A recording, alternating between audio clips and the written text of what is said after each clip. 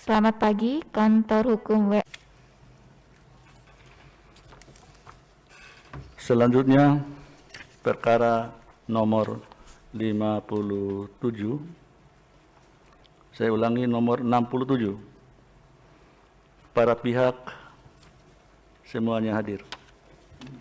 Putusan nomor 67/PHP.Kod-19/2021 demi keadilan berdasarkan ketuhanan yang Maha Esa, Mahkamah Konstitusi Republik Indonesia yang mengadili pada tingkat pertama dan terakhir menjatuhkan putusan dalam perkara perselisihan hasil pemilihan wali kota dan wakil wali kota Kota Sungai Penuh Provinsi Jambi tahun 2020 diajukan oleh 1. Fikar Ajami SHMH, 2. Yos Adrino SE. Dalam hal ini memberi kuasa kepada Dr. Heru Widodo SH MHum dan kawan-kawan. Selanjutnya disebut sebagai pemohon terhadap Komisi Pemilihan Umum Kota Sungai Penuh. Dalam hal ini memberi kuasa kepada Muhammad Sahlan Samosir SH MH MS SHMH dan kawan-kawan. Selanjutnya disebut sebagai termohon berkenaan dengan permohonan di atas. Berikut ini: 1. Dr. Andus Ahmadi Jubir MH, 2. Dr. Alfia Santoni SEMM, memberi kuasa kepada Dr. Aditya Diar SH MH dan kawan-kawan. Selanjutnya disebut sebagai pihak terkait.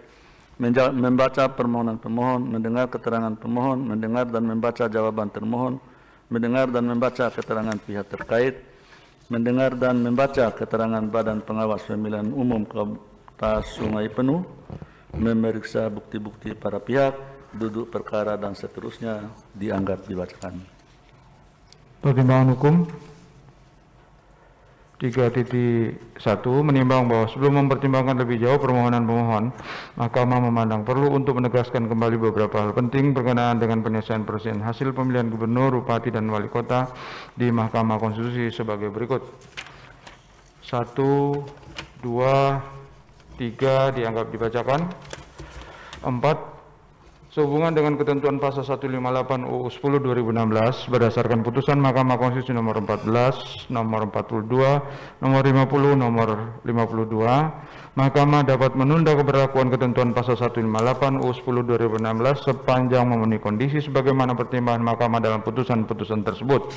Oleh karena itu, Mahkamah akan mempertimbangkan keberlakuan ketentuan pasal 158 UU 10 2016 secara kasuistis pada putusan Mahkamah Konstitusi nomor 2 tahun 2018 bertanggal 9 Agustus 2018.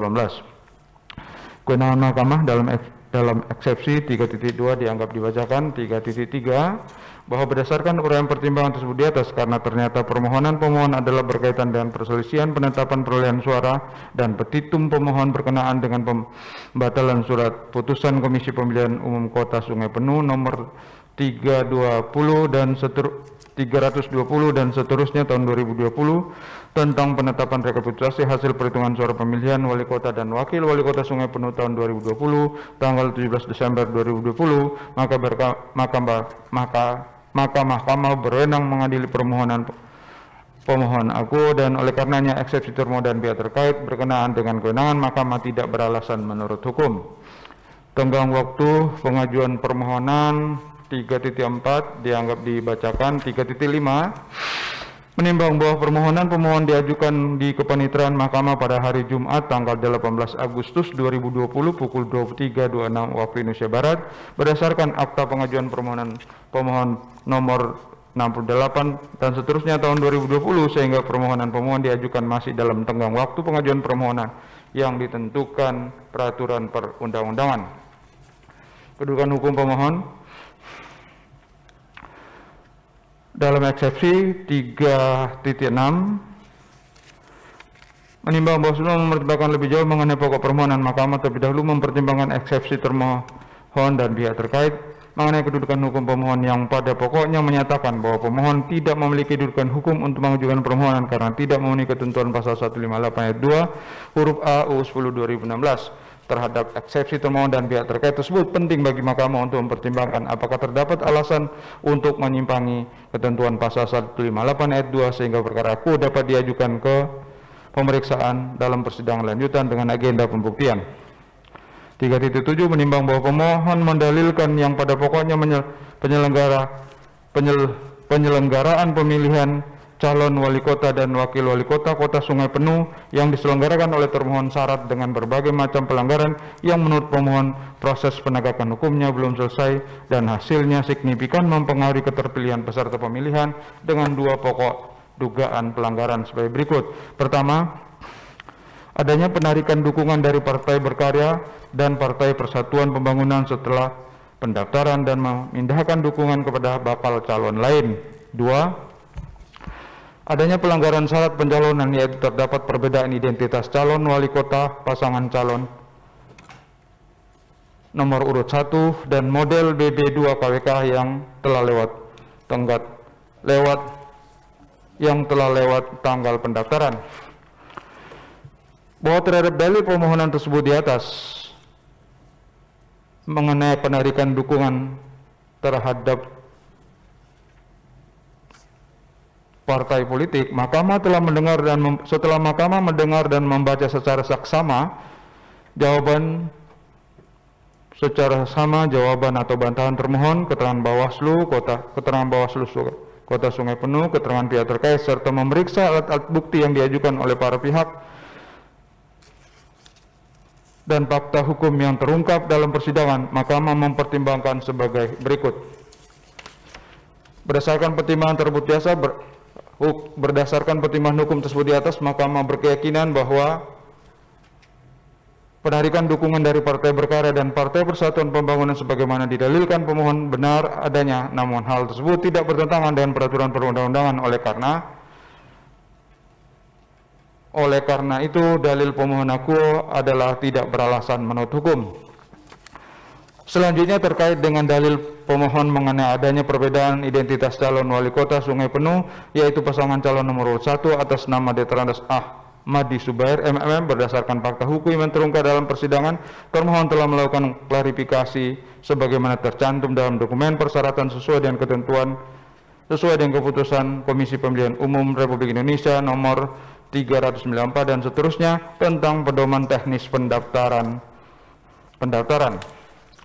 Berdasarkan uraian dan pertimbangan tersebut di atas, Mahkamah tidak meyakini adanya pelanggaran berkaitan dengan syarat pencalonan identitas calon wali kota pihak terkait sebagaimana didalilkan oleh pemohon.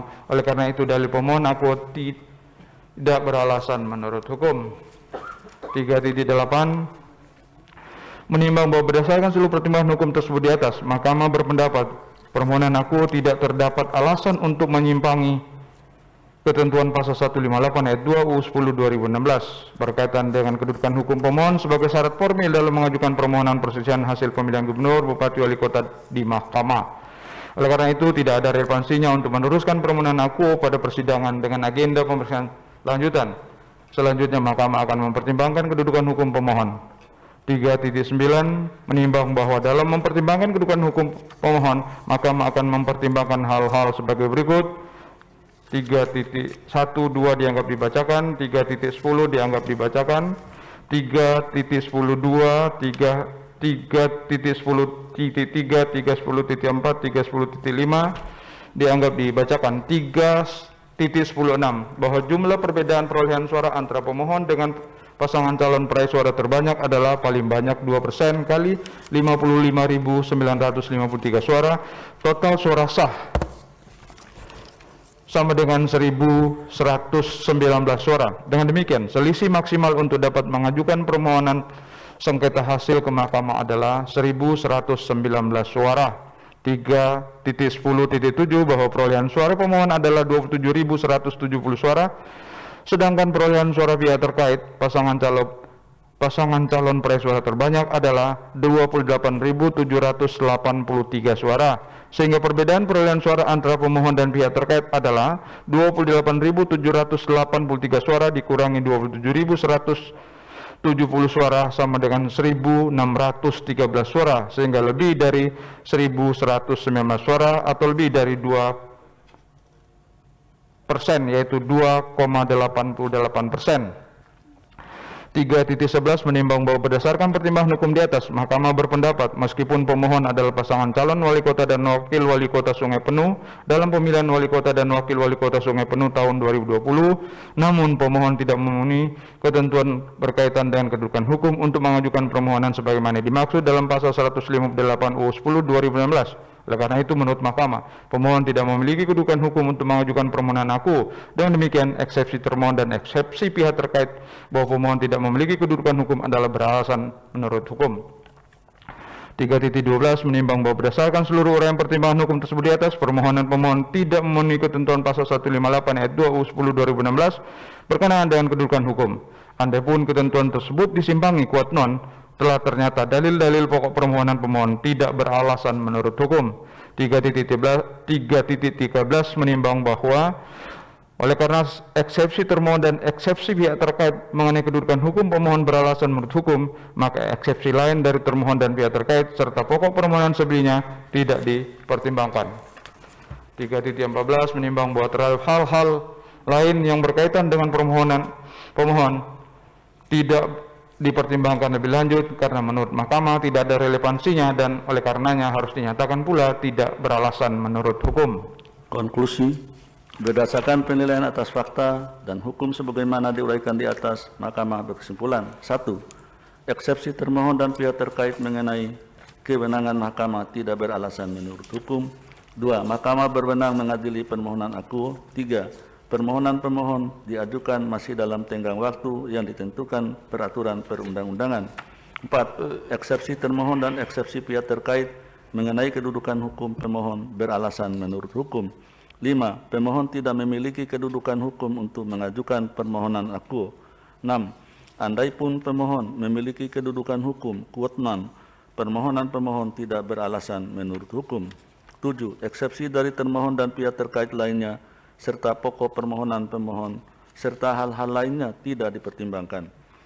Berdasarkan Undang-Undang Nomor 24 Tahun 2003 tentang Mahkamah Konstitusi dan seterusnya, amar putusan mengadili dalam eksepsi 1. Menyatakan eksepsi termohon dan eksepsi pihak terkait berkenaan dengan kedudukan hukum pemohon beralasan menurut hukum. 2. Menyatakan pemohon tidak memiliki kedudukan hukum. Dalam pokok permohonan, menyatakan permohonan pemohon tidak dapat diterima. Demikian diputus dalam rapat permusyawaratan hakim oleh 9 hakim konstitusi, yaitu Anwar Usman selaku ketua merangkap anggota, Aswanto Suhartoyo, Daniel Yusmik PFW, Arif Hidayat, Eni Nurbaningsi, Manahan MP Sitompu, Saldi Isra, dan Wahidudin Adams masing-masing sebagai anggota pada hari Rabu tanggal 10 bulan Februari tahun 2021 dan diucapkan dalam sidang pleno Mahkamah Konstitusi terbuka untuk umum pada hari Selasa tanggal 16 bulan Februari tahun 2021 selesai diucapkan pukul 10.08 WIB oleh 9 hakim tersebut di atas dengan dibantu oleh Ahmad Edi Subianto sebagai panitera pengganti dan dihadiri oleh pemohon atau kuasa hukumnya, termohon atau kuasa hukumnya, pihak terkait atau kuasa hukumnya, dan Bawaslu Kota Sungai Penuh. Selanjutnya perkara